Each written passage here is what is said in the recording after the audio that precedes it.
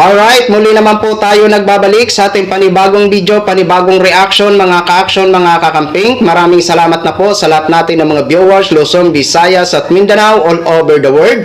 May gusto lang po ako na i-share sa inyo na kung saan isang grupo ngayong araw ay may panawagan o sinisigaw sila na nais nilang ipakulong. Sino-sino ba ang mga nais nilang ipakulong dito sa grupo ng Manibela? O eto po, panoorin po muna natin bago po ako magbigay ng aking sariling opinyon. Politikong kontraktor!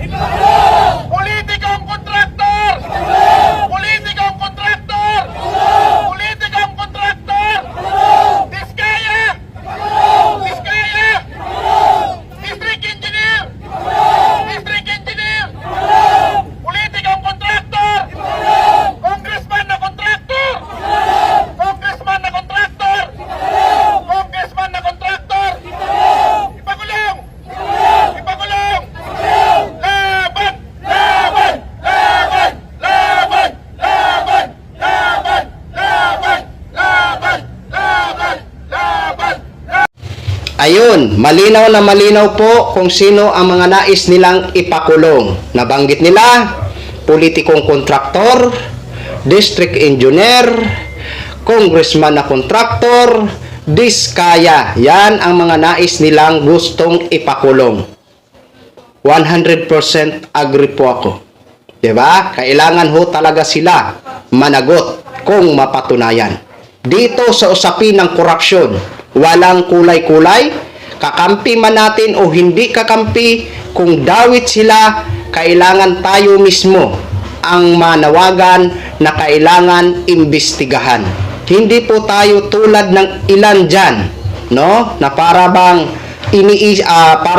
pinipili lang nila ang kanilang pinapanawagan na gustong panagutin. 'Di ba?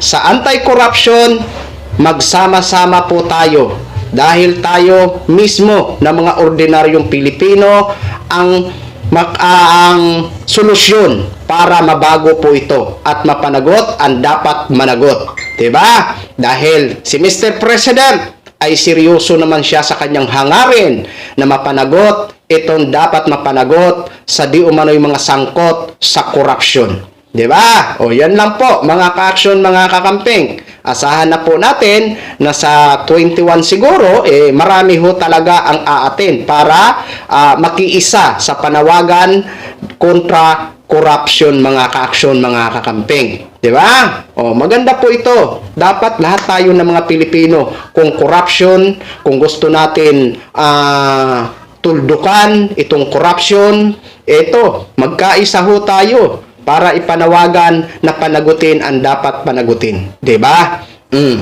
Hindi tayo tulad ng iba dyan, ha?